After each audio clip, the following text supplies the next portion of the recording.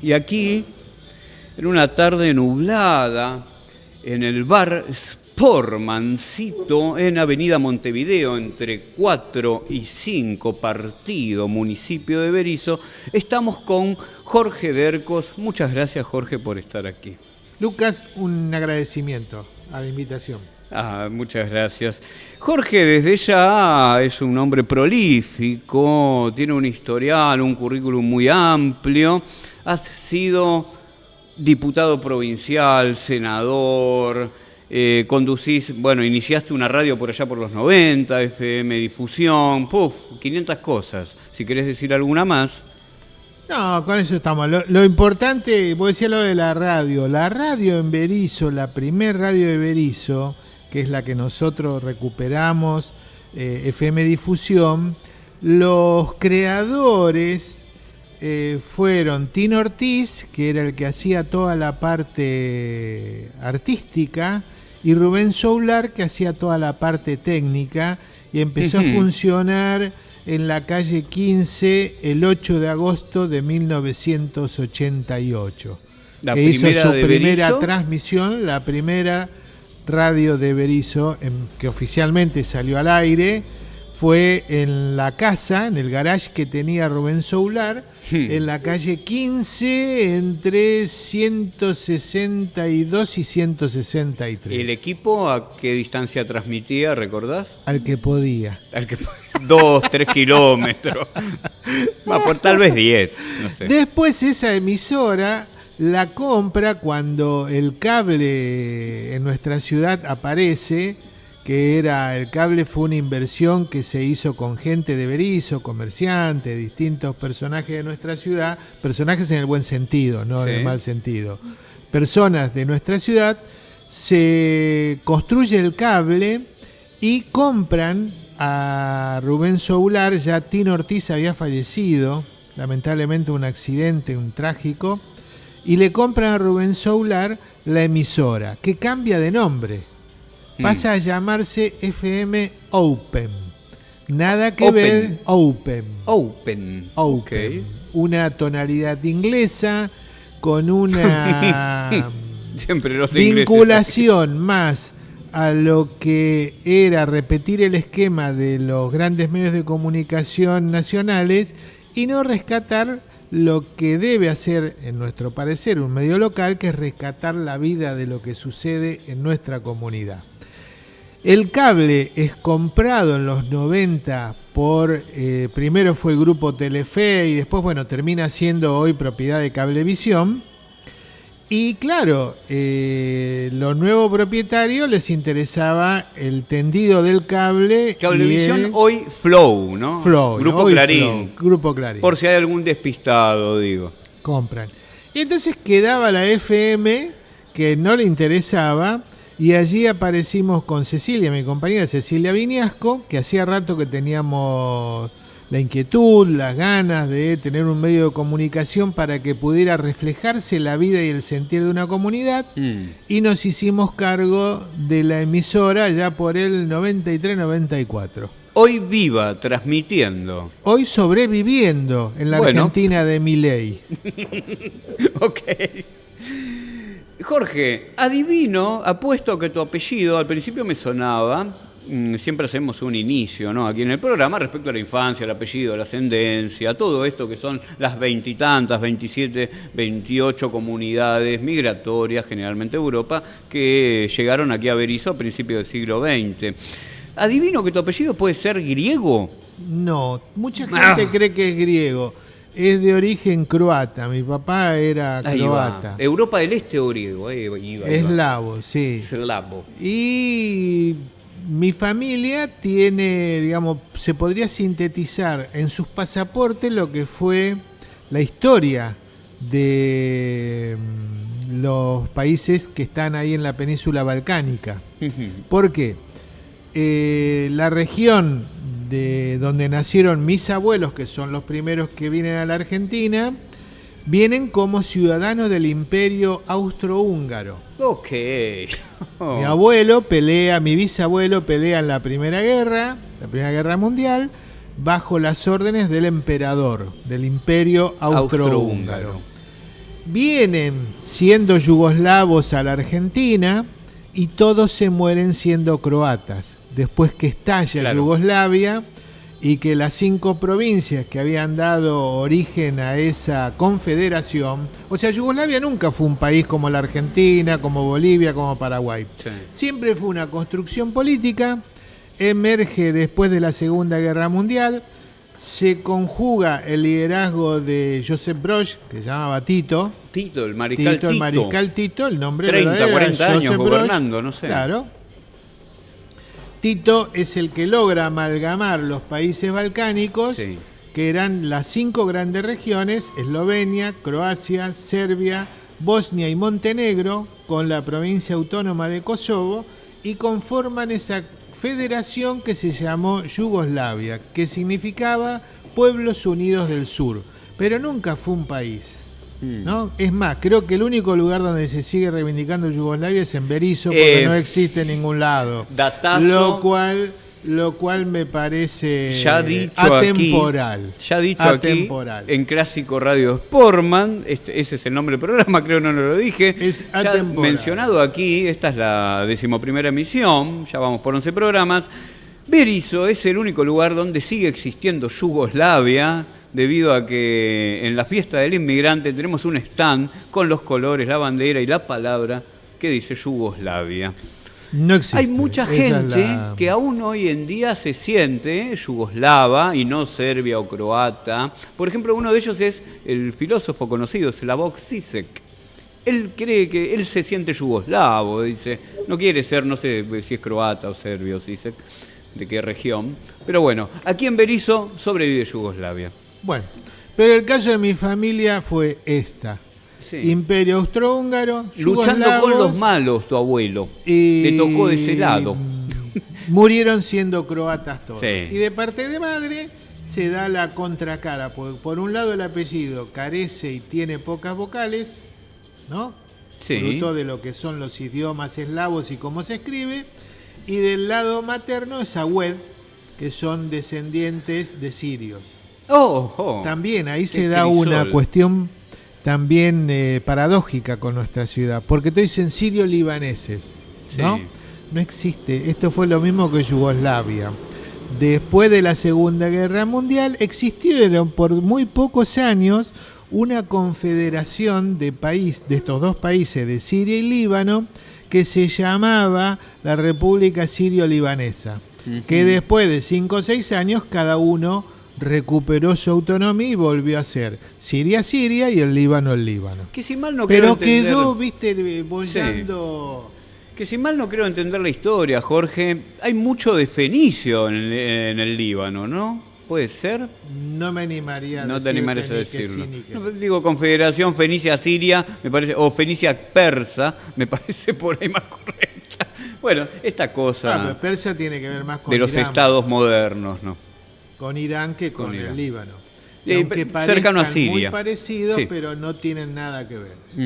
Hay cuestiones religiosas, étnicas. Chiitas, sunnitas. Muy fuerte. Y un montón de castas ahí, de imanes y de lores, de señores musulmanes. Es la cultura de ellos, así como nosotros no terminamos de comprender el funcionamiento de esas sociedades, ellos tampoco comprenden. Hoy en día con internet sabes que la comprendemos mejor, ¿eh?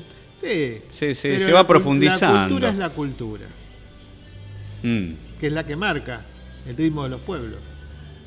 El pensamiento individual, la lucha. Sí, el pensamiento individual se construye también. Y se construye a través de distintos actores. Por ejemplo, los medios de comunicación en nuestro país terminan construyendo un sentido común que va en contra de los verdaderos intereses de los intereses comunes de los habitantes de este país, que terminan defendiendo a aquellos que los van a terminar hundiendo. Y eso se construye. Me haces pensar, ¿no? Pero para eso estamos. En el teatro de la vida sucede que en el Teatro de la Vida hay actores, pero como en toda película, hay actores protagonistas, que son los medios, y hay un montón de extras en el fondo, que somos nosotros. ¿Qué tendríamos de ser nosotros? Somos nosotros, no tenemos ni voz ni parte, y si hablamos no quieren que hablemos porque nos tienen que pagar. ¿Viste que a los extras les tienen que pagar cuando si hablan sale más caro el extra? Bueno, así estamos en esa condición. Como a los pseudo periodistas, que en realidad son militantes de causa política de otro. A ver, los medios de comunicación son estos que generan y construyen el sentido común, pero no es el hijo de Coso el que te hace el programa. ¿El hijo de Viale? De Viale. Ahí hay otro que es el que maneja, no es el pelado Trepuc, no es más. Están con la cucaracha constantemente, siendo manejados a control remoto desde el estudio.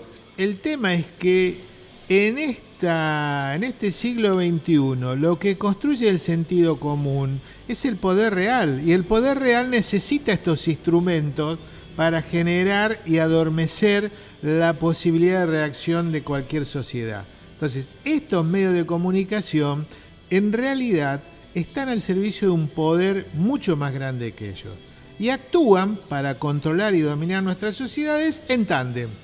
Así como en el siglo XX eran los militares los que golpeaban y tiraban a los gobiernos, en este siglo XXI los medios de comunicación y el poder judicial son los que construyen la vida en nuestra sociedad. Los medios de comunicación te demuelen y el poder judicial te persigue, te acosa y te mete preso. A los líderes populares, obviamente, los que van en contra de estos intereses.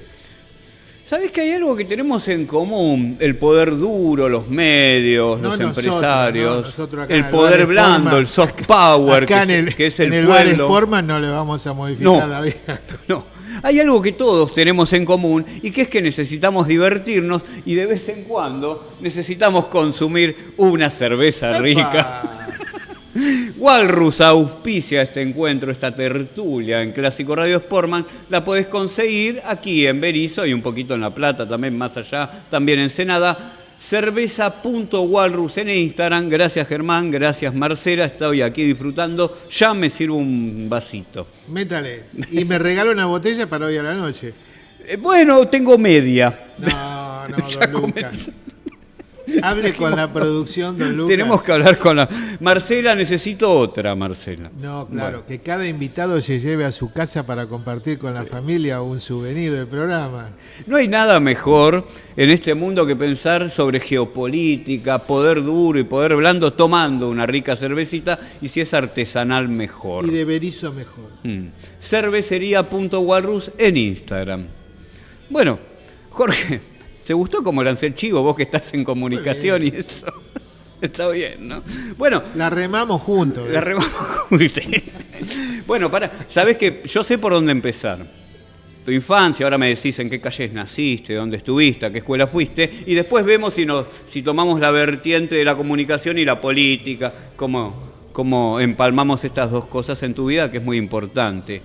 Naciste en Berisso. Yo soy nacido en Berisso. Primer varón que nació en la protoclínica Mosconi. La clínica Mosconi tuvo 3 sedes, no 2, como muchos creen. La primera era una casa baja, grande, que estaba ubicada en la Domingo Leverato, lo que hoy es calle 8, y 154. Cuando vos venís por la 154, te chocás con una casa. Esa casa... era la primera, era un policonsultorio y mi mamá se atendía con la partera que trabajaba en ese lugar y es donde yo nací un 1 de octubre. A la media cuadra de ese lugar, con los años, se mudó la clínica Mosconi y tuvo 2 pisos. Era la clínica Mosconi durante muchos años, hasta que se terminó de construir, donde actualmente sigue funcionando desde hace muchísimos años, ahí cerquita la placita Almafuerte. Claro, ya hoy devenida, ¿no? Destruida casi, abandonada la clínica Mosconi, debido a problemas internos, mala gestión, de todo un poco hubo, ¿no? De todo un poco. Ahí. Pero bueno, ahí Mosconi. Fui a la escuela 6 primero, la que está en la Placita Almafuerte, y después por esas cuestiones familiares y desavenencias en los cuales los padres toman rumbos distintos, terminé viviendo en la Punta Arena entre Unión y Puerto. Y ahí me mandaba mi viejo a la Monseñor Miguel de Andrea, la que está sobre la calle Unión, al lado de la parroquia San Francisco. Sí, sí, sí. Ahí hice toda la primaria. Terminé la primaria. ¿No era colegio mixto, puede ser? Era mixto. Era mixto. Era de cura, pero mixto. Y de ahí después, empecé la secundaria en la enseñanza media. Empezamos los primeros 3 años fue en el edificio funcionábamos junto con la escuela, con la primaria, en el mismo edificio ahí de Montevideo y Punta Arena.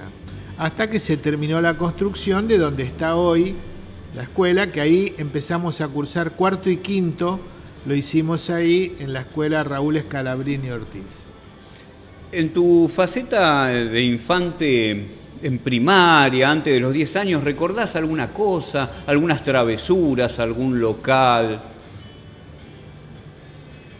¿Qué sé?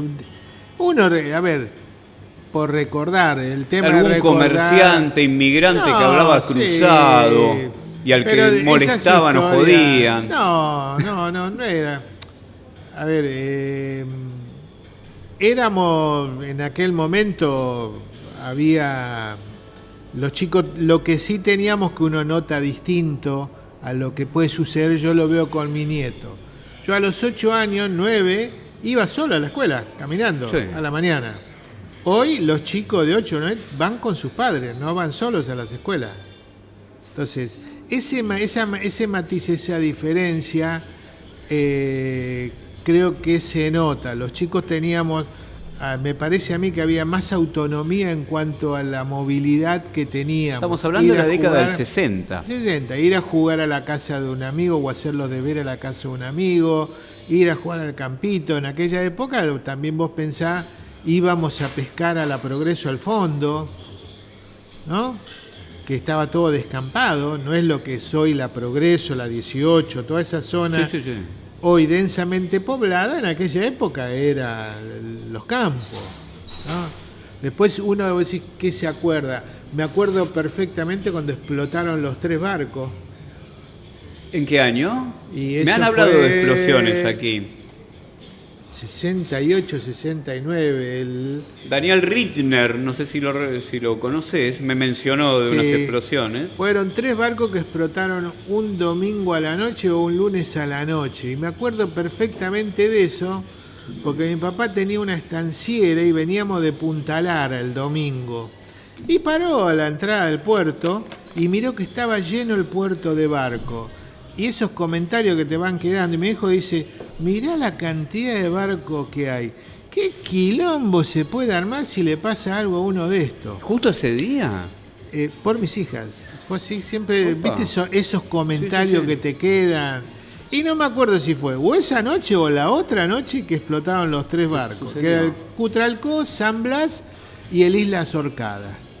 Los 3. En cadena, una reacción en cadena habrá sido. O un atentado. Y que caían, la casa donde vivíamos era casa de chapa y vos sentías que pegaban los pedacitos de pintura que volaban del fuego que se veía. Imagínate, yo vivía ahí, estábamos en línea recta a 10 cuadras del puerto. Entonces se veía el fuego, el resplandor en el cielo, el ruido de las explosiones, los bomberos, toda la gente en la calle, porque fue de madrugada donde se produce la explosión. Así que eso es algo que me acuerdo y me quedó grabado mucho tiempo. ¿Tus padres a qué se dedicaban? Mi viejo era carpintero del SWIFT, hasta que lo echaron en una de las tantas huelgas que hubo. Un carpintero de un frigorífico. Habría contenedores, cajas, no sé, algo. Trabajaba en la carpintería, general. Claro, la carpintería hacían de todo. No era simplemente vos, la carpintería hacían los muebles que había en el frigorífico, se hacían en la carpintería, no es que hacías los cajones. Para los cajones estaba el sector de cajones, pero los carpinteros eran los carpinteros de obra, de oficio. Para hacer los muebles, reparar los muebles, para ese tipo de cuestiones. Y en una de las huelgas lo echaron y dijo, no trabajo nunca más bajo relación de dependencia, porque hace 10 años que trabajo en el frigorífico y lo único que tengo es callo en la mano. ¿Tu viejo vivió la marcha del 44?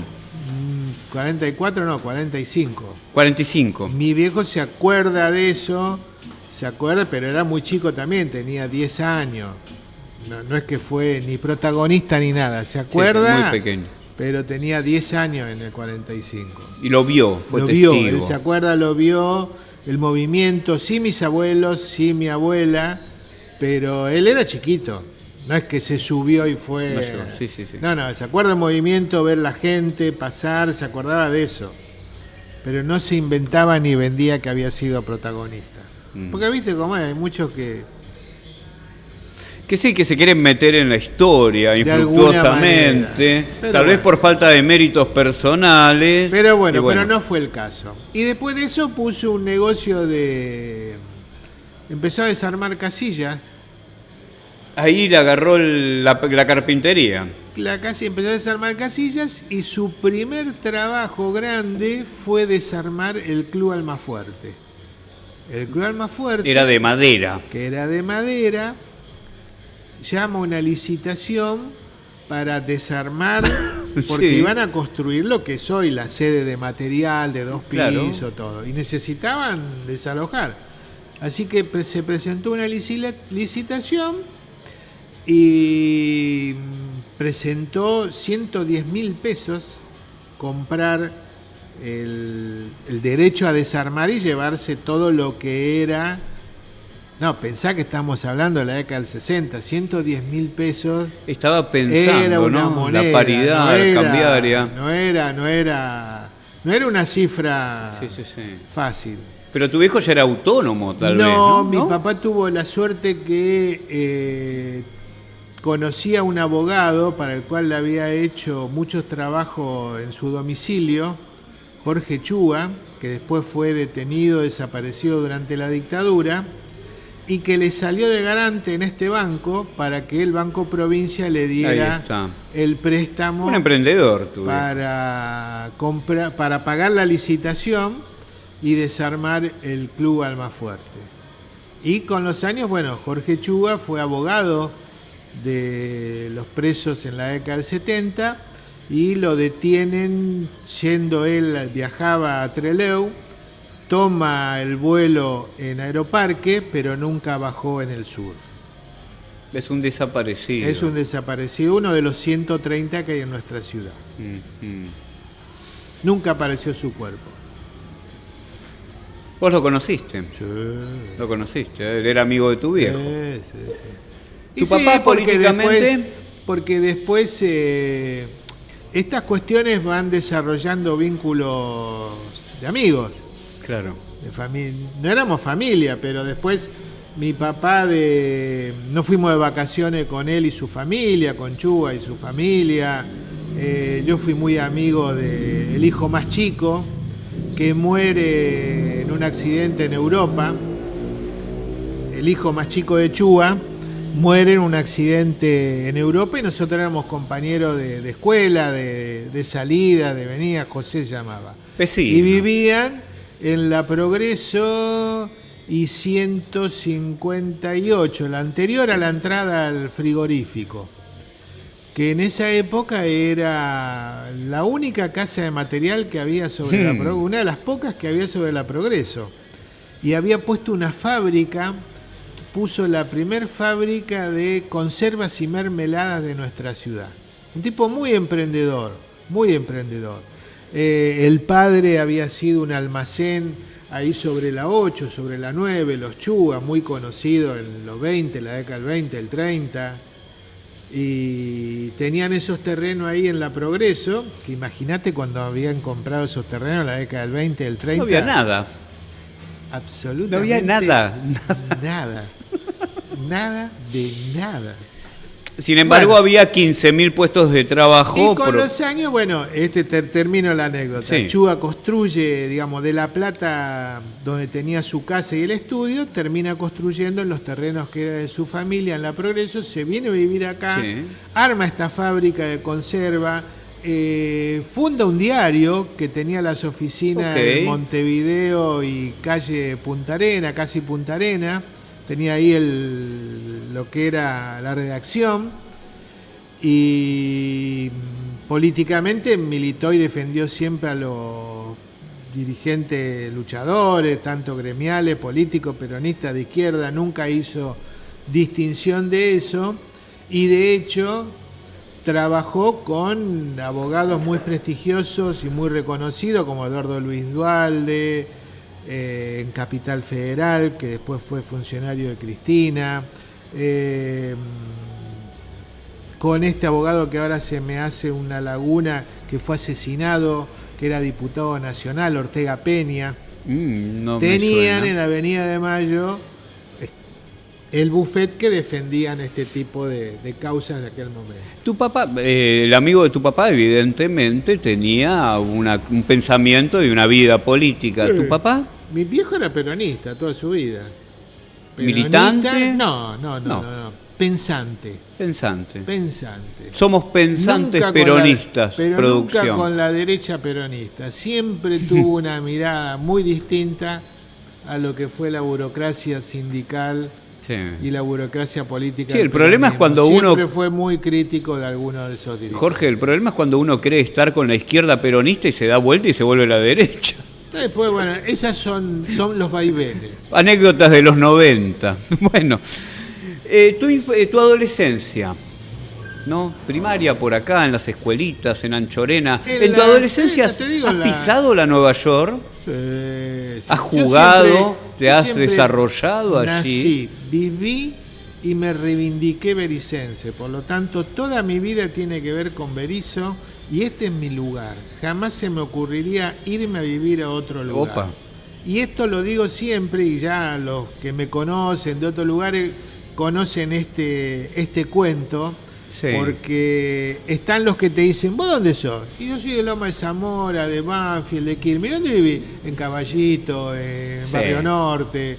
No. Yo digo, yo no hago que vivo en Berisso, yo vivo en Berisso. ¿Te gustaría tener un intendente que viva en Berisso? Ah, sería interesante también. Mis disculpas por esa pregunta. No. En general todos deberían vivir en Sí. Berisso. Sí, se entiende que si uno te quiere tener más contacto, Ah. ¿no? Pero lo que pasa con el es lugar que nosotros- gestiona es bueno nosotros vivir en somos el una mismo. Esto es una región, no hay límite geográfico. El límite entre los tres municipios que forman la región Sí. capital es una calle. Por lo tanto, vivir... A ver, ¿qué problema distinto puede tener el que vive en 123 y 68 del que vive en 122 y 68? Muy poquito. Muy poco. Sí, Entonces acá- acá hay una realidad política y social en esta región que es común a los tres distritos, más allá de las particularidades que puedan tener cada uno de ellos. Acá las diferencias se dan con La Pero no Plata es mi y tiene que ver caso. un tema de densidad poblacional y de mercado, ¿no? Yo te Después- reitero y así terminamos. Sí. Yo vivo acá en Berisso, no hago que vivo en Berisso. La gente sabe dónde vivo, me ubica, al supermercado donde voy y compro, Pará. a la panadería donde voy, la carnicería Jorge, donde compro. quiero conocer gente que hace que vive en Berisso. ¿Dónde está? Bueno, esa es tu tarea. Es mi No, tarea. yo acá Como- no vengo a botonear a nadie, pero es como dicen, ¿viste cuando hablan de las brujas? Que los hay, los hay. Qué loco, no, pero no te conozco corresponde gente. a vos saber, ¿eh? Te corresponde a vos saber. Estás hablando con Mis un... por- hijas estudiaron en Berisso, Sí. fueron a las escuelas públicas de Berisso. Sí. Ninguno de mis hijas ni mi nieto ha ido a escuelas privadas, van todos a la escuela pública porque no solamente hay que defenderla desde el pico, sino hay que defenderla también con los hechos concretos. Mis hijas fueron todas su primaria y secundaria fueron a la escuela 3 de Berisso y a la escuela secundaria Raúl Scalabrini Ortiz. Y mi nieto va a la escuela 6 de Berisso. Jorge, donde tengo fue su bisabuelo, su abuelo, y él va ahora. Jorge, tengo la patente sensación de que le estás hablando a gente que no está aquí y no sé a quién. No, bueno, pero volvemos a lo mismo. A cada uno al que le entre al guante, que le entre. No lo sé, sinceramente no lo sé. Adolescencia. Adolescencia, Nueva York, hiciste tus cosas ahí, descubriste cosas por ahí, has visto, no sé, sangre en el empedrado de las varices de los obreros, por ejemplo, como decía Jaureche, ¿algo? Y ya nos metemos en tu vida. A ver, más adulta. Lo que voy a decir, la secundaria nuestra tuvo momentos muy particulares y muy especiales que tienen que ver con el momento que se vivía en el país.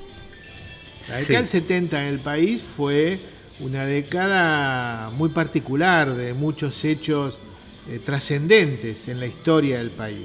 Vos pensás que es el regreso de Perón proscripto, perseguido, acusado de corrupto, de ladrón, que se había robado un país, un PBI. Bueno, pero ¿No luego todo esto? Arreglado... ¿No te suena? Sí. ¿No te suena? Sí. La historia se repite. No, pero la historia se repite como una farsa. Como una farsa. ¿Lo decía Hegel o Marx? No me acuerdo. No, pero sabemos que Marx, alguien la dijo. Sí. Entonces, el regreso de Perón a la Argentina impactó en lo que fue nuestra secundaria. Había un interés por la participación, había un interés por las cuestiones políticas. Por conocer, por entender a ese gran hombre. Claro, que era lo que pasaba, esa figura que llegaba después de 18 años de estar en el exilio, con todas las acusaciones que le habían hecho, que ninguna nunca se comprobó. Y más, mira, estamos a pocos días, no sé cuándo saldrá el programa, pero el 17 de agosto es el aniversario de San Martín.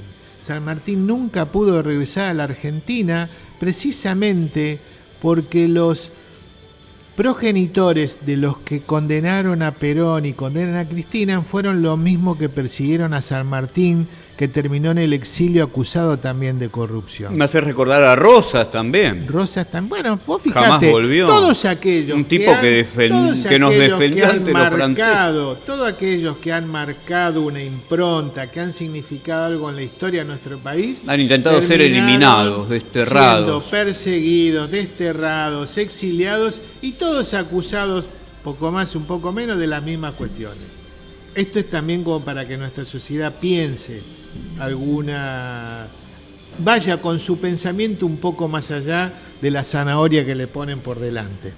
Pero volviendo a la secundaria que vos me preguntabas. Es muy difícil esa batalla, Jorge. Bueno, pero es muy difícil que una persona se interese en ver, mirá lo que te digo, videos de historia de YouTube y que deje de ver Netflix. Es muy difícil. Porque eso también ni siquiera que lea, Eso ni siquiera también que lea. Empieza en la escuela, con una modificación del sistema educativo y que son las cosas que los chicos hoy tienen que aprender y tienen que saber y qué tiene que ser lo básico en cada etapa y en cada grado que transcurre. Pero bueno, volviendo a eso, me decía, entonces la secundaria nuestra fue muy particular, muy especial, donde había una participación y un compromiso en donde todos querían ver qué pasaba en política, qué pasaba en algún lugar, qué pasó en Ezeiza cuando llegó Perón.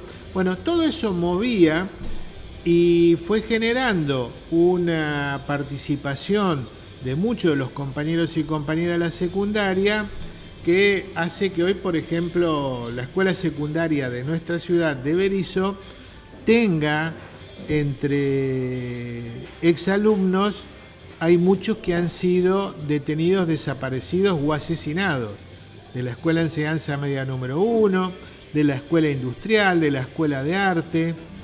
Son más de aproximadamente 10, 12 chicos en edad de escuelas secundarias que fueron detenidos, desaparecidos o asesinados durante ese al periodo. Estilo de la noche de los lápices. Bueno, la noche de los lápices, los primeros, si bien todos recordamos el 16 de septiembre, pero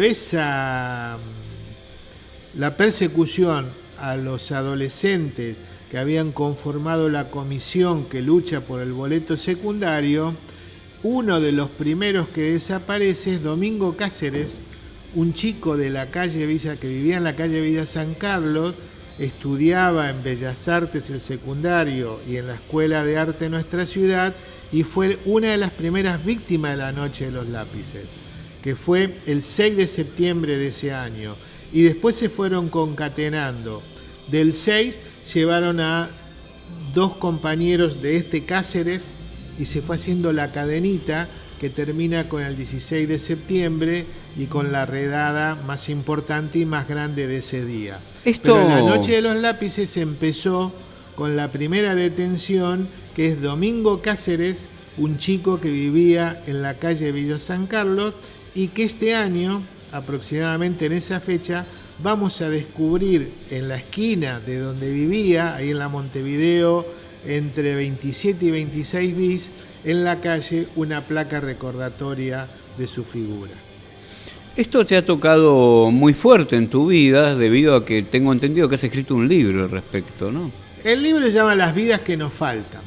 Acá en Berisso, hace ya cerca de 30 años, que todos los 23 de marzo Hola, buenas. nos convocamos y nos juntamos al pie de del monumento a las víctimas del terrorismo de Estado, que está en el Parque Cívico, frente a la Escuela de Arte, un monumento que fue construido con piezas de las fábricas de la región, del SWIFT, del Armour, de YPF, del Astillero, de Propulsora, de Petroquímica, con la coordinación de un escultor, Oscar Estáfora, de Quilmes, Premio Nacional de Escultura.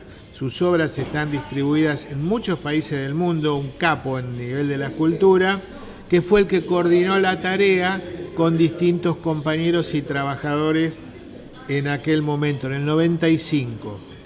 Al pie de ese monumento, los 23 nos juntamos, donde recordamos en un contexto de alegría a las 130 víctimas del terrorismo de Estado que nacieron, vivieron, trabajaron o fueron asesinados en nuestra ciudad. Y me perdí con el bullicio. Sí, noté. Bueno, es entonces, la memoria. Es lo ese que día te quería recordamos preguntar. ¿desde dónde? ¿Por qué? Porque todos militaban, o militaban en un partido político, sí, militaban gremialmente, militaban en una sociedad de fomento, militaban en una cooperadora, eran delegados gremiales, y nosotros lo que reivindicamos desde la Comisión Permanente por la Memoria de Berisso, en un marco de alegría, porque esa gente escribía, eran poetas, músicos, hacían teatro, los recordamos desde ese lugar, desde la alegría de su lucha y desde la reivindicación de su accionar político. ¿Por qué? Porque seguimos creyendo que la política es el único instrumento capaz de transformar la vida de la gente. Entonces, desde ese lugar, todos los 23 de mayo de casi 30 años del año 98, nos juntamos al pie del monumento y a las 12 de la noche se lee la nómina y cantamos el himno nacional y damos por concluido nuestro recuerdo y homenaje de ese año a tantos compañeros y compañeras que dieron su vida o que le arrebataron la vida en un momento tan especial de nuestra historia. ¿Has tenido amigos, compañeros de escuela desaparecidos? En la secundaria, mínimo 5. Norma del Misier, Néstor Silva, Haroldo Lamelsa, Georgiev, bueno. ¿Me comentás qué hacían algunos de ellos? ¿Cuál era su actividad? ¿Le podés contar esto a la gente? ¿Qué hacían? ¿Leían? ¿Iban a una unidad básica? ¿Qué hacían? Desde una unidad básica a el zanjeo del barrio, conseguir alimento o el medicamento para aquel que estaba en una condición más precaria y lo necesitaba. Digamos, eran militantes sociales, más que nada. No estaban armados, no tenían entrenamiento armado, simplemente era una cuestión ideológica, de lectura. 18 años tenía 18 Norma años. Del Misier y Néstor Silva, eran novios, eran la parejita, éramos todos de cuarto y quinto. No habían ido a Cuba, no se habían entrenado, nada. Da fe de eso. No tengo Digo, por qué dar por estas fe, ideas porque, que andan dando vueltas, ¿no? De que eran todos terroristas. Pero y aunque lo hubieran hecho, ¿cuál es el problema? Sí, de de haber último, un juicio viajado. adecuado. Y si Claro. vos hiciste y cometiste un delito, vos tenés un Se ha sistema enjuiciado, judicial claro. que te debería haber juzgado. Esta, Perfecto. mira, es buena tu observación porque permite explicar a mucha gente qué es el terrorismo de Estado. ¿Por qué nosotros decimos terrorismo de Estado? ¿Por qué? Porque si había un grupo insurgente que cometió un delito, que asaltó un banco, que asesinó a una persona, el Estado tiene los instrumentos legales para perseguirlo, encarcelarlo, juzgarlo y darle el derecho a la defensa y condenarlo. Ese es el proceso Perfecto. lógico. El terrorismo de Estado, ¿qué significa? Cuando las fuerzas de seguridad del Estado, los que te tienen que proteger son los que cometen el delito. ¿Y el delito en qué consistía? En detener a la gente, torturarla, robarle las pertenencias y asesinarla. Y no informar nunca qué había pasado con esa gente. Generando la peor de las incertidumbres. A una madre, a un padre, a un hermano, una novia, un esposo. ¿Dónde está? ¿Qué pasó? ¿Por qué se lo llevaron? ¿De qué lo acusaron? ¿Qué hizo? Entonces, esta es la diferencia Se fueron a sustancial. Europa. Se fueron Decía a Europa, Astiz o decía. Videla, no me acuerdo. Deben Entonces, estar en Europa, esta es la señora, le diferencia decía. sustancial. ¿Por qué decimos terrorismo de Estado? Por esto que te acabo de decir. Y si habían cometido un delito, el Estado tenía y tiene todos los instrumentos para poder actuar y obrar en consecuencia. También nosotros obremos en consecuencia de lo que dijiste, pero volviendo a tu pasado, adolescencia, ¿cómo fue tu introducción, tu comienzo en la militancia? ¿Cómo se dio? Pero bueno, vos pensás que en esa época uno estaba en la secundaria, todo esto que pasaba. Termina la secundaria, empieza la universidad y golpe de Estado. En el 76 tenías 20 años, Jorge, ¿no? Menos, 18. 18. 19.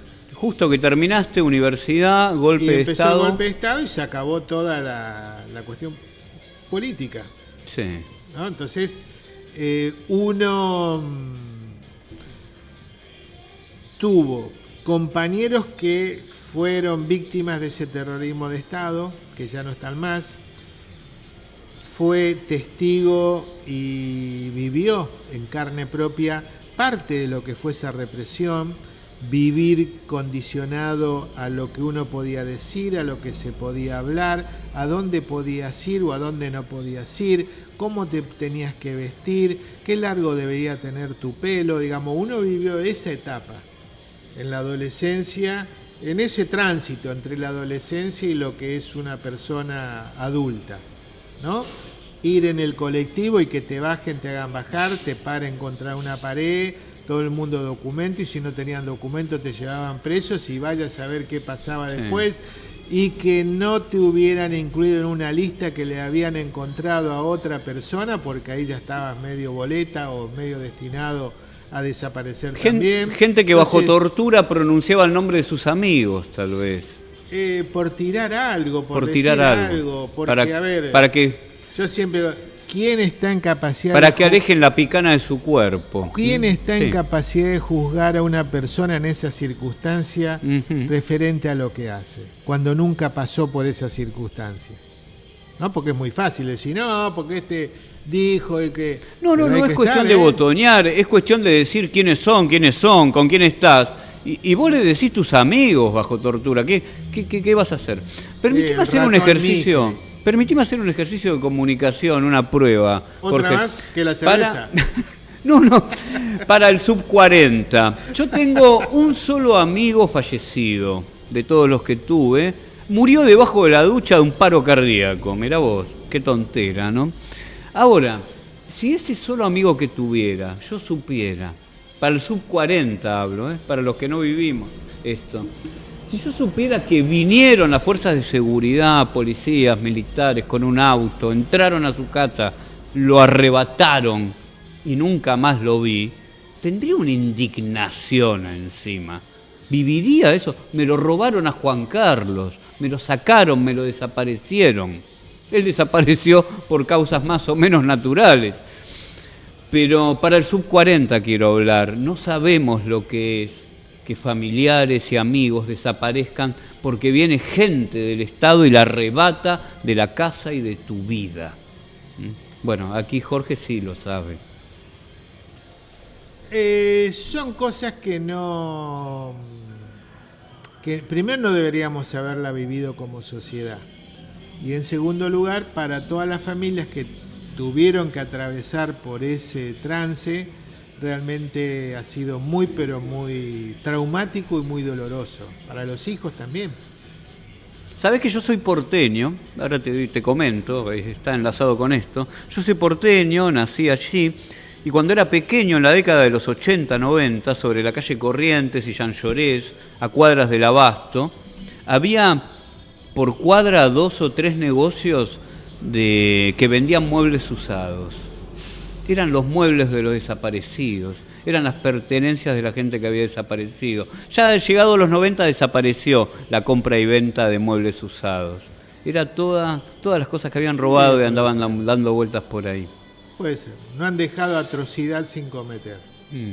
Bueno. Ok. ¿Te metiste? ¿Cómo fue tu inicio? Tu primer aparición en una lista, en una boleta. Pero después, obviamente. En los 80, obviamente, ya venía la democracia. Termina la universidad y todo se reabre la vida política. Uno empezó a participar, a estar en distintos espacios políticos. Y el 82-83 ya me sumé en aquella época a lo que era el Partido Intransigente, que dirigía el doctor Oscar Allende, que había sido gobernador de la provincia de Buenos Aires entre el 58 y el 62. ¿Podés comentar, Jorge, brevemente cómo es el inicio o la aparición del Partido Intransigente? ¿Es una rama? Nunca lo entendí mucho tampoco. No, es muy sencilla, mira, lo sintetizo muy sencillo. El radicalismo tenía 2 grandes corrientes a su interior. ¿El irigoyenista? El irigoyenismo y la corriente acuerdista, que tenía más de Alvear, por ahí, ¿no? Claro.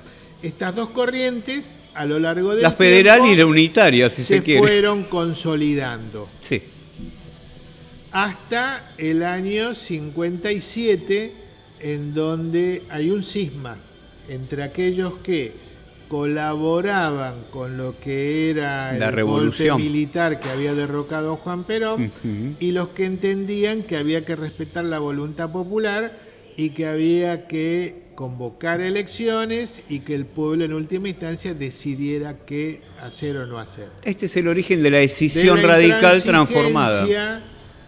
Entonces se abre en 2, en esa elección van por un lado la Unión Cívica Radical Intransigente, perfecto, que en su origen la lideraba Arturo Frondizi, que fue presidente de la 58, Nación. ¿no? Claro, que es el que termina pactando con Perón y es electo presidente.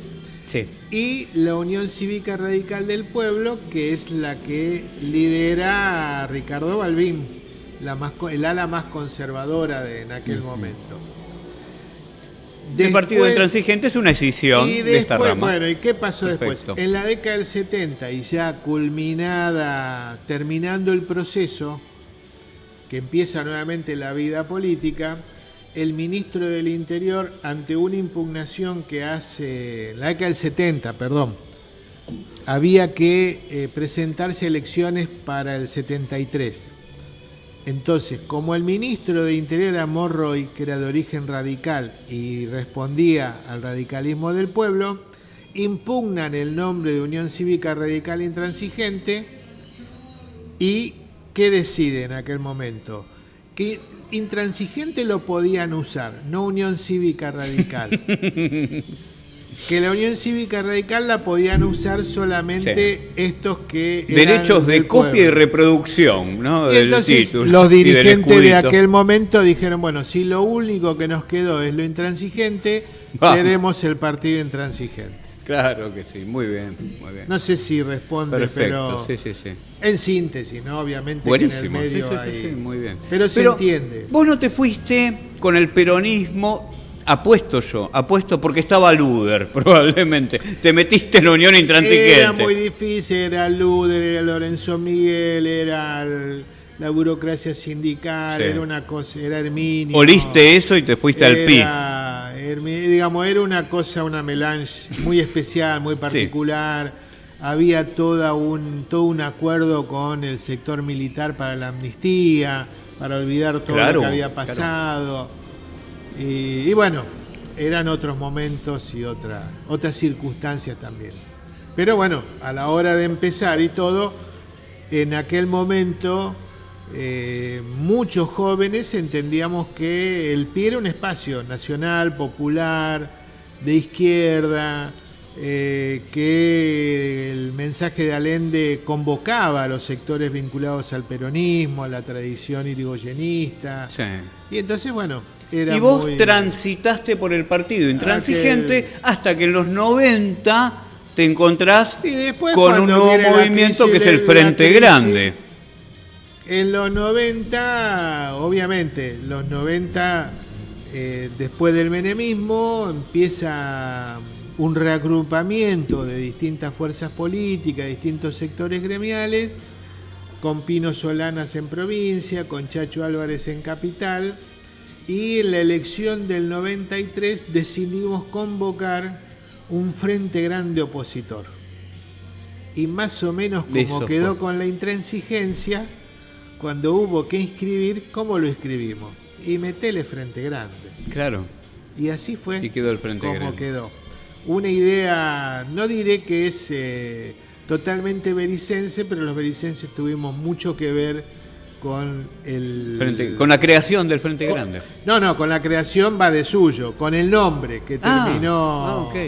Sí, porque con Pino yo me acuerdo en discusiones, reuniones que teníamos, nosotros habíamos sacado, ¿te acordás?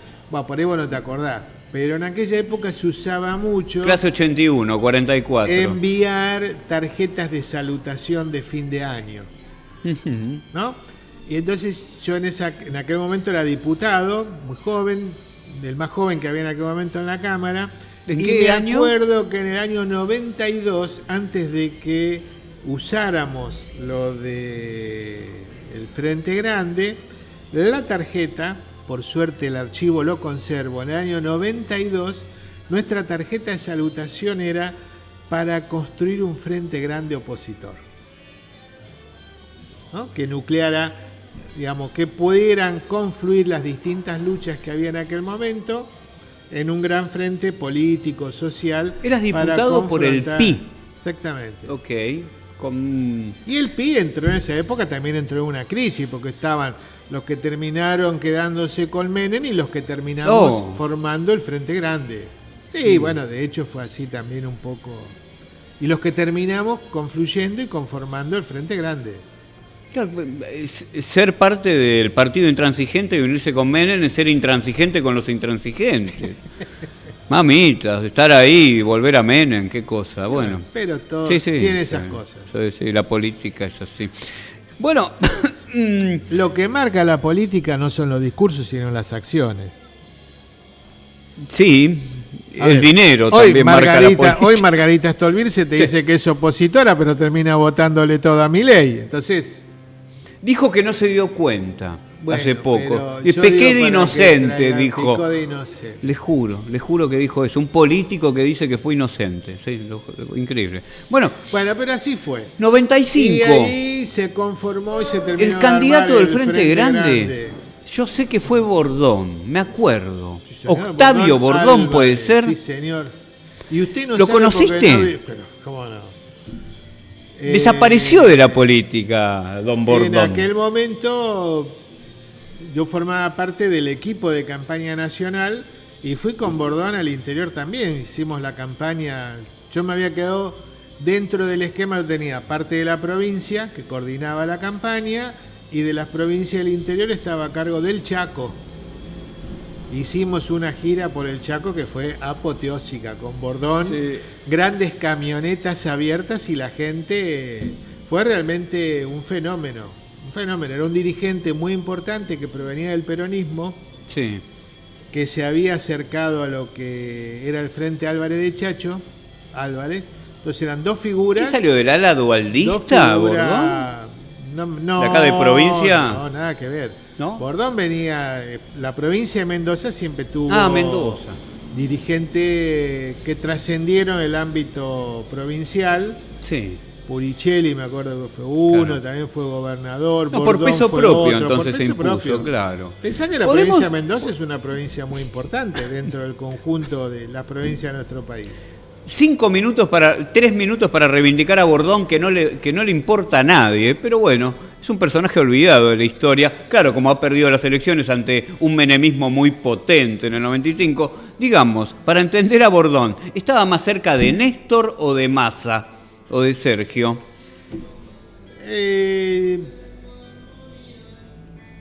Creo A que media. era más cercano al pensamiento de Massa, si uno lo Ok. quiere ubicar ahora. Tenía esa Más cerca impronta al cuando hablaba pensamiento Bordón de en Massa. hora clave. Pero bueno, una pero cosa más era, señorial, claro, ¿no? Era un tipo. Y Sí. eso, sumado al empuje que era Chacho Álvarez, Sí. con todo este conglomerado de diversidad que había conformado el Frente Grande, potenciaron una elección que tuvo un papel mucho más que digno. Un morocho de rulos. Un papel mucho más que digno porque estuvo cerca del 35%. Sí. Bordón fue un fenómeno en sí mismo. Muy fuerte fue esa elección. Sí, sí. Ok. Se perdió por 10, 15 puntos, por 15. Bueno, ¿no? pero del otro lado tenías el menemismo, que el menemismo no era una No, fuerza. claro, estaba a flor de piel, estaba pujante, El nos había 1-1, sacado de la inflación. El 1-1 fue. Claro. El 1-1 todos sabemos cómo terminó. Sí, pero obvio. Que es un poco lo que va a suceder ahora con el gobierno de Milei. Sí. ¿Seguiste en el empezaron. Frente Grande vos? No. Después Yo de la experiencia no, Bordón. Después de nosotros, después el Frente en la crisis del 2001, como todo, implosionó, estalló.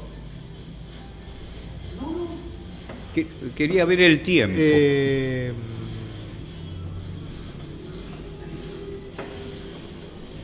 Llegamos a la crisis del 2001, el sistema de partido entró en crisis y en una nueva redefinición.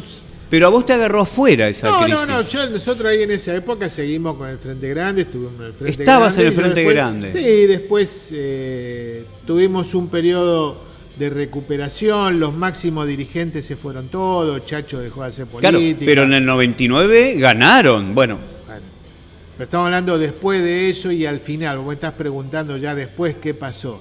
Y lo que pasó fue que las máximas figuras terminaron no desaparecidos, dejaron de hacer político, tener el rol relevante, Pino por un lado, Chacho por el otro, lo que había sido Aníbal Ibarra en Capital. Sí. Entonces se fue diluyendo y quedamos a cargo de lo que quedó de la estructura del Frente Grande, lo que éramos la segunda línea, que nos hicimos cargo de mantener y preservar el Frente Grande hasta el surgimiento de Néstor Kirchner.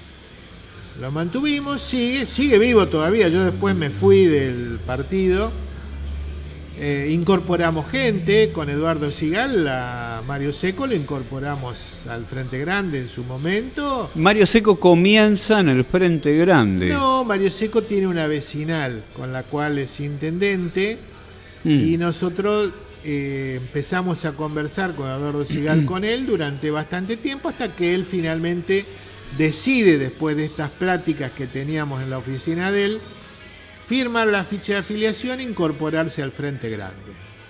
Que le firmé como presidente del partido la aceptación de la firma. Y después, por distintas circunstancias, miradas, visiones, yo me alejé del partido y fui a trabajar con Edgardo de Petri, por ahí lo ubicás, diputado nacional, dirigente. Suena el apellido. Bueno, un dirigente bastante importante, un tipo muy importante, muy respetado, con una trayectoria social muy importante y actualmente dirigente de ATE y del ACTA, de la Central de Trabajadores Argentinos, forma parte de la conducción nacional. Okay. Con el cual seguimos y sigo trabajando actualmente en política. Ah, bien. ¿Seguís Siempre. manteniendo una actividad política. Siempre. Ok. Tenemos media hora todavía de programa. Queda media hora, estamos en una hora de reloj. Partamos a la mitad. Partamos a la mitad. Podemos volver un poquito para atrás. 93 eras, me dijiste, diputado provincial por el Partido Intransigente. Luego, en ese momento, un poquito antes, durante, ¿cómo te metiste en la comunicación? ¿Cómo surgió esto de FM Difusión? Porque el tema de medios de comunicación siempre fue un tema que desde lo político me interesó siempre. ¿Por qué? Porque lo que conversamos al inicio de la entrevista, los medios de comunicación generan sentido común, convencen a la audiencia o la inducen a que pueda ir en determinado sentido. No son los que te hacen ganar una elección, pero sí son los que te la pueden hacer perder a la elección. ¿No? Se me ocurre, Jorge. Por ejemplo de esto hay un montón. Cristina, con todos los medios en contra, gana con el 54%. Sí. Entonces, por eso te digo, los medios pueden o no pueden hacerte ganar una elección, pero sí lo que pueden hacer es hacerte perder la elección. Si no, preguntaré a Aníbal Fernández cuando le sacó Clarín y la nata lo de la Morsa. Sí. Vos podías entender más la cuestión política como de territorio. Es decir, me pongo una radio o me consigo dos punteros. Por ejemplo, hablando mal y pronto. Pero a ver, la radio es un instrumento asombroso. Sí. Desde todo punto de vista, por lo que permite, por la integración y por lo que te decía al momento de nosotros decidir hacernos cargo de FM Difusión. Lo primero que decidimos fue recuperar el nombre original. No íbamos a continuar llamándola FM Open. Esta era una radio de Berisso, Difusión, la primera radio de Berisso. Y entonces tenía que tener una mirada que diera respuesta y diera cuenta del momento que vivía nuestra comunidad. Sí. En cuanto a lo político, a lo social, a lo cultural, a lo gremial, en donde vos pudieras encontrar en un medio de difusión local como era una FM en la década del 90, la información que no ibas a encontrar en los grandes medios nacionales. ¿Qué pasaba en Villa San Carlos? No lo ibas a escuchar en Clarín o en TN, ni en Radio Mitre, pero sí lo ibas a encontrar en FM Difusión. ¿Dónde se iba a dar el recital del grupo folclórico Los Clavos de Salamanca? En FM Difusión, no lo escuchabas en Radio Mitre. Y no. Entonces, ¿dónde iban a decir sus poemas los poetas de Berisso? En la radio de Berisso. Y con esa mirada construimos un medio de comunicación que dio cuenta y sigue dando cuenta de lo que pasa en nuestra ciudad. Más que reflejar lo que sucede en otras latitudes, refleja el sentir de nuestra comunidad. Y lo mantenés hoy en día. Sí, a duras penas, pero lo mantenés. Estás transmitiendo por antena también. Antena y por internet, sí. La antena está acá arriba del frigorífico. No, digo porque sale caro, ¿viste? Uno está en esto, yo transmito por internet. Está bien, pero esto es ahora. Sí. Hace 20 años atrás esto no existía. Sí, claro. Entonces, la infraestructura de una radio de aire es una infraestructura que está concebida, penseñada y pergeniada cuando la radio para salir debía tener esa estructura. No ahora. Ahora la comunicación y la tecnología te permiten hacerlo en esto. Vos pensás... Y el comunismo chino también. Lo hablábamos hoy antes de empezar Síntesis el programa. Con capitalismo, porque tengo todos los elementos comprados de China, por supuesto, como corresponde. Siempre digo, después de haber estado en China un par de veces... ¿Estuviste en China? Sí. Qué bueno. Siempre digo lo mismo, el día que los chinos se enteren que son todos comunistas, estamos al horno. Claro, ellos no saben, no de política inclusive. No se meten, no opinan. No, todo lo que dice el gobierno está bien. Es que es cierto que encima está bastante bien. Si bien tenemos grandes diferencias con la idiosincrasia lo que pasa occidental, que, pero bueno. Yo recuerdo una de las entrevistas con parte del gobierno Uno de los viajes los ¿De qué hicimos- gobierno? Chino. Ok. Uno de los viajes los hicimos con el que fue gobernador de la provincia, Antonio Cafiero. Sí. ¿Año? 2006-2007. Entonces Cafiero, en una de las preguntas que le hace uno de los ministros, es por el tema electoral y el sistema. Entonces el tipo le contesta que si era difícil para un país de, en aquel momento, 30 y pico, 40 millones, organizar un proceso electoral, imagínense con 1.000 millones lo difícil que es organizar un proceso electoral. Y que cada país y cada comunidad y cada cultura... Parece cierto, elige- pero también parece una excusa, ¿no? No hay ninguna excusa. Cada país Sí. elige la manera de resolver sus controversias y sus diferencias. Y los tipos encantó, tienen un me sistema que al menos hasta ahora le funciona. Sí, no funciona. cabe duda. Entonces hay Le asambleas... funciona a ellos y al mundo y le al funciona. mundo porque al mundo también. preservan la hecatombe que podría generar Donald Trump en estos momentos. Sí. Pero los tipos tienen un esquema de partido, un esquema de asamblea, de selección, Sí. en donde van subiendo y hasta que llegan a un gran congreso federal, representativo de todas las etnias, de todos los estados que conforman la Gran China. Sí, igual el 90% son etnia Han, así que bueno.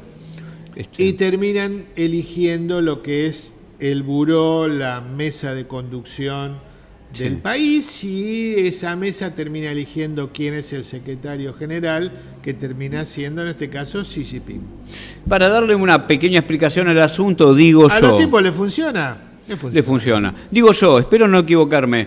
La gente vota a concejales, intendentes a lo sumo. Luego, esta gente ya elegida por ¿De el pueblo delegación? es la que vota otros escalafones más altos, ¿no? Pero ya el pueblo no accede a votar gobernadores, diputados, senadores, presidentes. Digamos, más o menos para que se entienda un poco cómo es el sistema Más o menos de así partido sería. único comunista. Simplificando. Sí, más o menos. Está bien. Bueno, Pero no estamos alejados de lo que realmente sucede.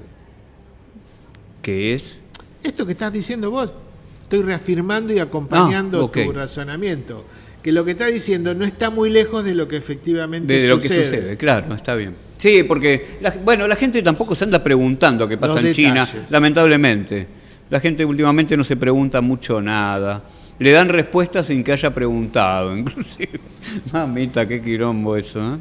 Bueno, tenemos Frente Grande, fuiste diputado provincial, también senador. Senador, vicepresidente de la Asamblea Constituyente, y después cuando terminé el segundo mandato de senador 2003, Ujú. en el ¿Por qué marzo partido? del- Porque... ya era el Frente Grande, Frente Frente Grande. Grande, Frepaso, fue ya todo Ok. eso. Viviste el que se vayan todos en el Senado. Sí. Y después ¿Viviste de eso, los 5 presidentes ahí adentro? Sí. Los 5 presidentes. ¿Cómo fue ese caos ahí adentro? Y Digo, fue- en el edificio, ¿no? Fue eso. Fue eso. Pero después de eso... Había gritos, había No. golpes, había portazos. No. Una Lilita Carrió en ropa interior, no sé, ¿qué sucedió? Más o menos. Después de eso vino Néstor y la cosa se encaminó para otro lado. Bueno, está bien. Los caballeros políticos no recuerdan, producción. Qué lindas cosas atesorás en tu mente, en tu memoria, en tu vida. Bueno, Aparte que fuiste un testigo lo privilegiado bueno de es estas, poder de estas compartirla. cuestiones. Lo bueno es poder compartirla. Ok. Y haber sido un testigo privilegiado en momentos de la historia argentina.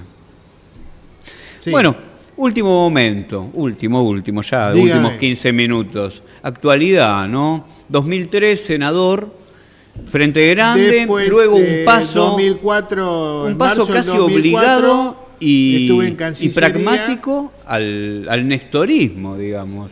Tal vez, ¿no? No. ¿Ves? Esa es la reducción de Y- la sí, síntesis quedan 15 política. minutos, sí. No, pero yo te la voy a... Por favor, porque eso es amplíame. una mirada sesgada y Sí. que puede inducir a tu audiencia a que piense en un sentido. Ok. Eso es generar un sentido común. Sí. El grupo que integramos el Frente Grande en aquel momento con Eduardo Sigal, en el 2001, antes que cayera de la Rúa, realizamos un encuentro intergeneracional, interpartidario, con el que era gobernador de la provincia de Santa Cruz en aquel momento, que era el doctor Néstor Kirchner. Es el grupo de los 8 eso, ¿no? No. Septiembre del año 2001. Ok. A partir de que teníamos un compañero que su esposa era de Santa Cruz, había tenido la posibilidad de conocer al gobernador, había hablado con el gobernador, vino con la inquietud de que era un tipo bastante piola. Sí, y que había sacado a Santa Cruz de las deudas, y que etcétera. Podíamos hacer una jornada de intercambio, invitarlo a que dé una charla.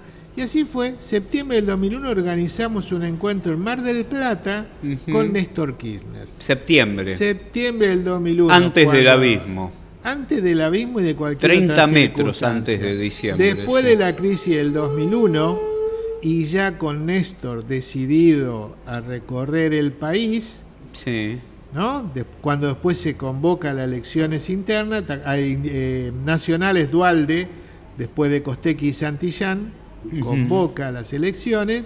2002, creo. Kirchner Costequi, no se me pone en 3. contacto nuevamente con Sigal para que le empecemos a dar una mano y trabajar con él en su armado político.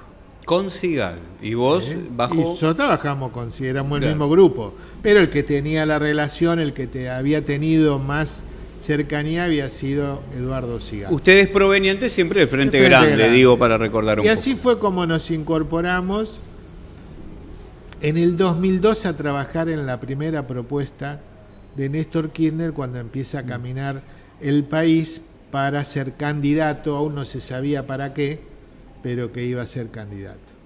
Así que te digo por esto. Juntos pero no pegados. Sí, pero te digo esto. Sí. No llegamos después del triunfo electoral Claro. del 2003. Nosotros estuvimos antes trabajando con Néstor Kirchner. Perfecto. Para que quede para la historia. Muy bien. Está bien. ¿Disfrutaste ese periodo? No es menor la diferencia. No es menor porque participaste de la construcción. No es menor. Claro, estuviste ahí Acá adentro tenemos- participando. Discúlpame. Y ahí sí hay una riqueza. Construiste hay el nestorismo. una riqueza de anécdotas que serán motivo de otra entrevista. Sí. Cuando Néstor tiene el encuentro con Dualde y Dualde le ofrece ser candidato a presidente, y qué sucedió, y hechos que se han perdido en el tiempo. Por ejemplo, me estoy acordando ahora cuando organizamos una conferencia de prensa, mirá con quién estaban: Lilita Carrió, Aníbal Ibarra y Néstor Kirchner, Sí. conversando Faltaba Belis. Bueno. sobre el futuro de la Argentina y qué hacer electoralmente. Conferencia de prensa. Y si se podía llegar a confluir electoralmente. Sí, señor. Claro. Me acordé ahora de eso también. Estabas Cosas- ahí en la conferencia. No, en la organización de esa En la organización. conferencia. Ahí está. Pero bueno, así fueron las cosas. ¿Viviste bien las épocas kirchneristas? ¿Estuviste contento? En un gobierno que hacía lo que la gente necesitaba que se hiciera. Ok. ¿Hasta qué año te parece que duró esto? ¿2011, 2015? Hasta el 2015. Hay gente que dice hasta el es muy 2013. fácil, es muy fácil criticar, pero hay que estar, hay que gobernar, las presiones, los distintos sectores, cada uno Sí, cree sí, sí, que sí. el mayor problema es que el que tiene, y sin embargo el que está al frente del Ejecutivo tiene que resolver todos los problemas, no el tuyo solamente. Y entonces a veces se hace difícil. Cuando la economía por ahí no responde en la manera que vos esperabas, los recursos no son los que vos habías calculado, y entonces hay que empezar a administrar y distribuir de otra manera, y eso empieza a generar tensiones en los distintos estamentos y grupos. ¿Podemos estar de No acuerdo? nos olvidemos que Moyano cuántos le hizo paro a Cristina. Sí, Más de por uno. el impuesto a las ganancias le Por el hacía impuesto a paro. la ganancia, ¿no? Era Y hoy la increíble CGT, eso, gente, por el hoy la impuesto a las CGT, ganancias. hoy la CGT no le hace paro, pero ni a nadie. No. Está muy lejos de aquel escenario. Porque pactan, decís, pensás, sabés. Habría que, la de respuesta te la deberían dar los de referentes sindicales, ¿no? Okay. Yo que no, Sí, no pertenezco al métier. es Pero muy correcto. Es muy correcto lo que mencionás. como ciudadano de este país digo, ¿qué pasa? A ver, ¿cómo es esto? Cuando cobrábamos y teníamos un nivel y un estándar de vida tal, le hacíamos paro. Y ahora que nos estamos muriendo de hambre, se perdieron 200.000 puestos de trabajo, están cerrando las pequeñas y medianas empresas, están sacando los derechos laborales, están limitando la protesta. ¿Qué pasa? Vamos y le pedimos a San Cayetano. La crisis ¿Qué pasa del en el peronismo, los 2025? sectores que ambicionan Bueno. posiciones, que enfrentan A a ver. otro, por ejemplo a Kicillof, que ya tiene una posición consolidada. Bueno, ¿no? Por pero yo ejemplo. dividiría en dos partes. Sí, ¿cómo ves todo Acá esto? la crisis no es la crisis del peronismo, es la crisis del sistema de representación, es la Perfecto. crisis del sistema de partido político de la Argentina. ¿Por qué? ¿Cuál es el primer objetivo que tiene una fuerza dominante o que quiere dominar un país? Destruir los instrumentos que pueden garantizarle a ese país, a esa sociedad, modificar su realidad. Y entre Ok. esos objetivos y esos instrumentos, el principal objetivo que el poder quiere y ha querido destruir y actualmente está haciendo es destruir el sistema tradicional de partidos políticos de la Argentina. ¿Por qué? Cuando no hay representación, no hay liderazgos, no hay fuerzas que expresen corrientes de pensamiento o ideas, aparecen los que te inventan los medios. Apareció un Milei, apareció, ¿te acordás el Alica Alicate? No, no recuerdo. ¿Cuál era?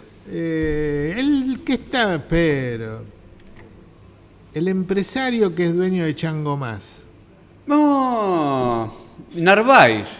de No, Narváez. De Narváez. Sí, Bueno, sí, mirá sí. cómo será que ya no nos acordamos ni Sí. cómo se llama, pero ese invento de los medios le ganó la elección a Néstor Kirchner, querido. En el 2011 en provincia. Ese, 2010, perdón. Ese invento, 2009, ese Oh, invento le ganó la elección a Néstor Kirchner en la provincia de Buenos Aires. El Alica Alicate, con esa pelotudez. No me acuerdo, esa anécdota en particular, ese eslogan, no lo ¿Qué recuerdo. te repetían los pibes que lo terminaron Ahí votando? está. Era una anécdota que había tenido en el programa de Marcelo Tinelli, que en aquel momento era uno de los que más se veía. La casa de Gran Hermano, de los políticos. Todo eso No, era la sí. Alica Alicate.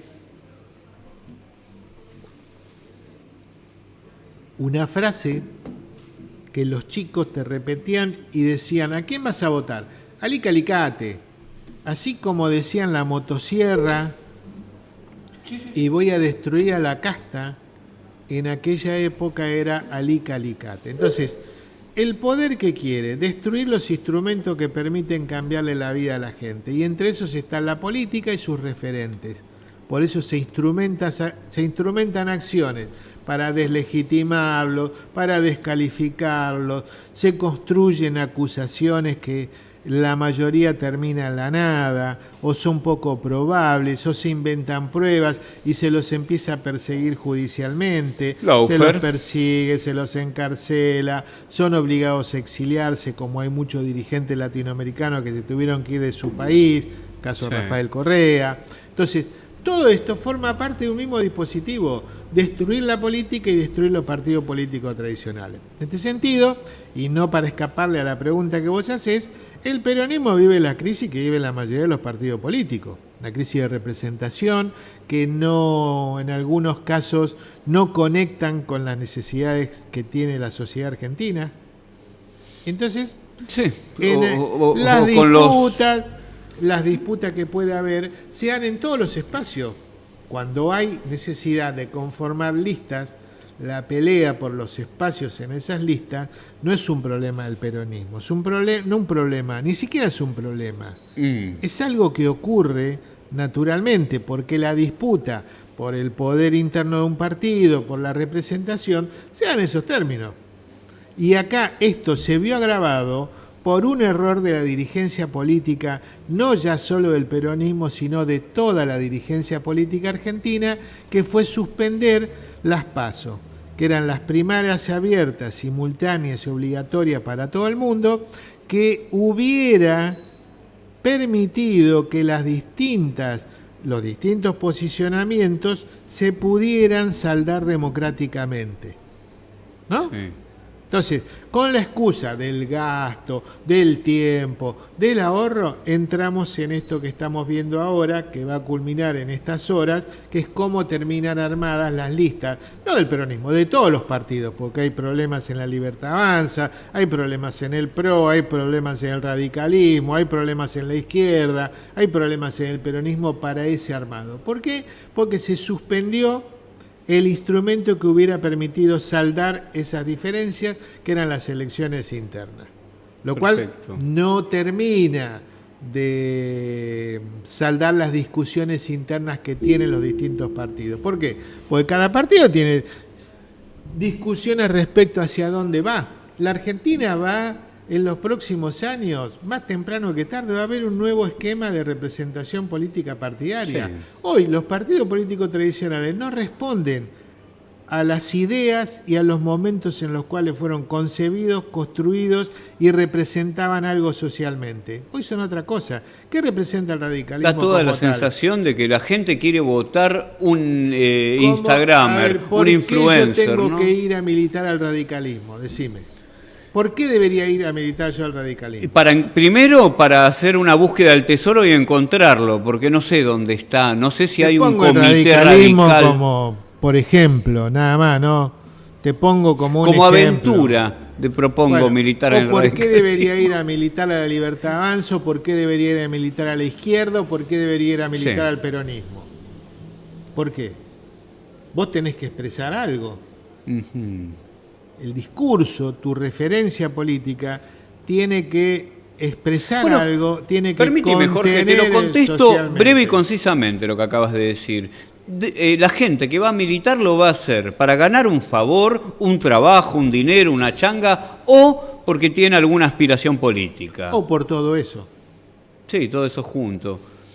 En el medio dentro de toda esa enumeración de cosas, sí, vos podés encontrar gente para cada una de esas cosas.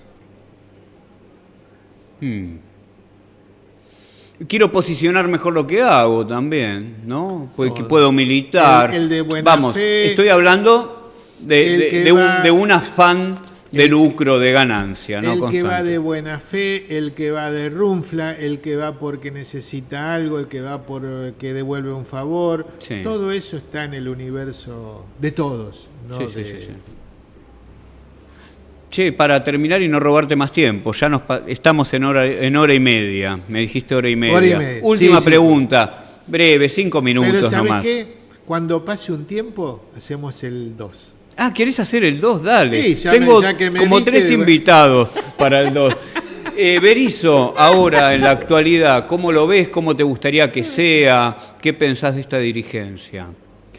Berizzo siempre es una deuda pendiente. Como la Argentina. Porque Berizzo siempre podría estar un poquito mejor. Ajá. En cuanto a la cuestión edilicia, en cuanto a la cuestión, no edilicia, la cuestión urbana, ¿no? Donde podrían jerarquizarse más algunas cosas que tiene Berizzo, potenciarlas, digamos, ¿cuál es la... Pasó un concejal por aquí, ¿no? Discúlpame que te interrumpa, pasó un concejal por aquí y me dijo, no podemos porque había deuda, recién estamos saliendo de la deuda. No, a ver, deuda tenemos siempre. A ver, el municipio es como una familia, como una casa. Vos siempre tenés algo que pagar, siempre tenés una deuda pendiente. Sí. O porque te falta y no llegó la de la luz, o porque te viene el gas, o porque, como me pasó y se me rompió un caño en mi casa. Bueno, ¿vos creés que no es por eso? Vino el plomero y ya el plomero te significa una erogación que no la tenías prevista. ¿Vos creés que no es por eso? ¿O que no hay tanta deuda? No, yo creo que a veces lo que falta son ideas.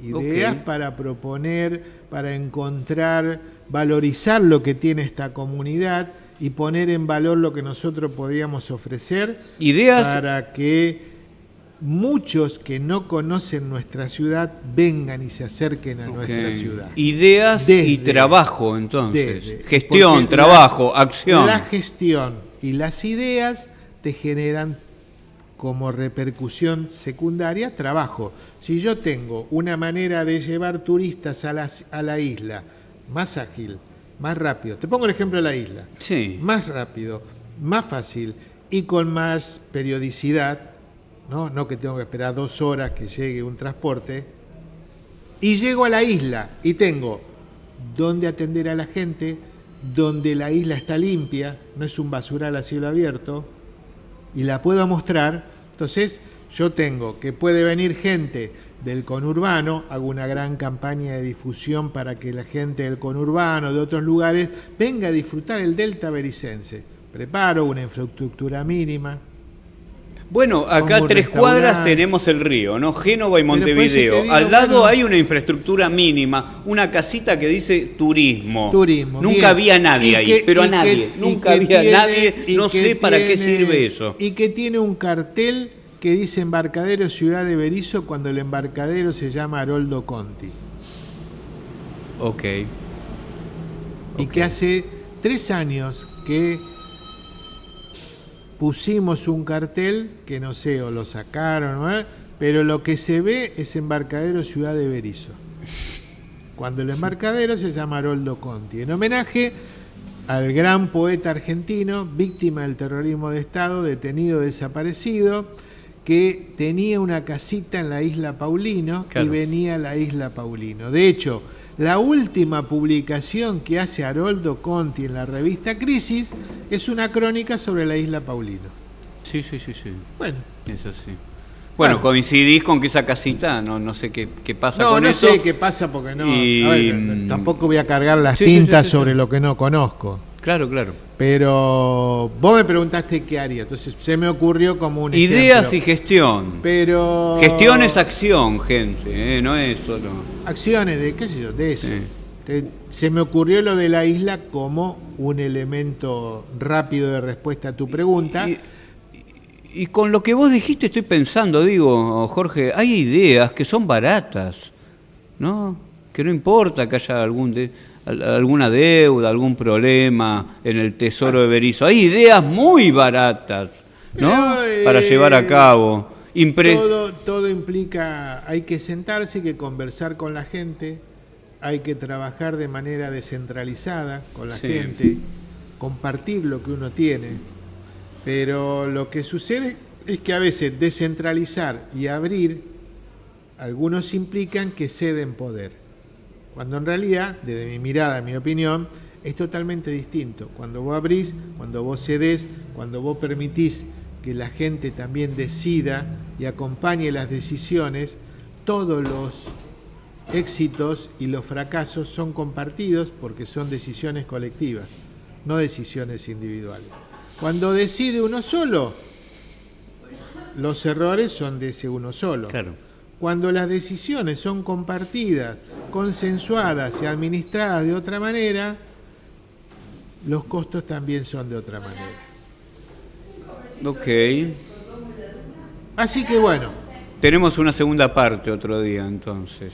Tengo varias preguntas. mirá, quedamos para hablar del libro. Quedó el libro. Qué Menciona tu cosa. libro, por favor. No, el libro se llama Las vidas que nos faltan, Sí. que es un recuento de las historias de las 130 víctimas del terrorismo de Estado que nacieron, vivieron, trabajaron, estudiaron o fueron asesinadas en nuestra ciudad. La mayoría trabajadores de la fábrica de la región, del frigorífico Swift, del astillero, de YPF, de Propulsora, de las escuelas secundarias, y que eran hombres y mujeres que eran como cualquiera de nosotros, que les gustaba la poesía, que les gustaba tocar la guitarra, que les gustaba tomarse una cerveza con los amigos, que les gustaba militar en política y defender causas sociales, ni más ni menos de lo que podemos hacer nosotros. Y entonces ese libro recorre de una manera muy breve las biografías de estas personas, rescatándola y permitiendo que no nos olvidemos de su paso ni de lo que hicieron. Por eso son las vidas que nos faltan. ¿Dónde se puede conseguir? El libro fue declarado de interés provincial por el gobernador. Está en la web de disponibilidad gratuita para aquel que lo quiera bajar. Y si alguno quiere el ejemplar de papel, muchos quieren el papel, se meten en el Facebook de la Comisión por la Memoria o en el Instagram de la Comisión por la Memoria, nos escriben y le llevamos a su domicilio el libro, obviamente ahí lo vendemos, se vende el libro y con eso la comisión, por ejemplo, paga los gastos que tiene. Entre ellos te digo, el próximo 29 de agosto viene Carmen Arias, que es la presidenta de Madres de Plaza de Mayo, sí. Demetrio Iramaín, que es el biógrafo de Eve de Bonafini, a presentar en la sede del Teatro Comunitario el libro Eve y la fábrica de sombreros, que cuenta la vida y la historia de Eve. Y bueno, tenemos que hacer un flyer. Y el que hace el flyer nos cobra 10.000 pesos. Hay que pagarle los 10.000 pesos. Y claro. Y entonces con la venta del libro vamos cubriendo los gastos que tenemos desde la comisión, que es una organización transversal, horizontal, democrática, que no tiene presidente ni autoridades y en donde todo se resuelve por consenso. Es lo que nos ha permitido, después de 30 años, seguir existiendo. Memoria, verdad y justicia para con nuestros desaparecidos, para con la dictadura, pero también creo entender memoria, verdad y justicia para con nuestra historia, para con lo que somos. Y lo que seremos. Espero. Gracias, Jorge. ¡Pum! No, ese no lo corto.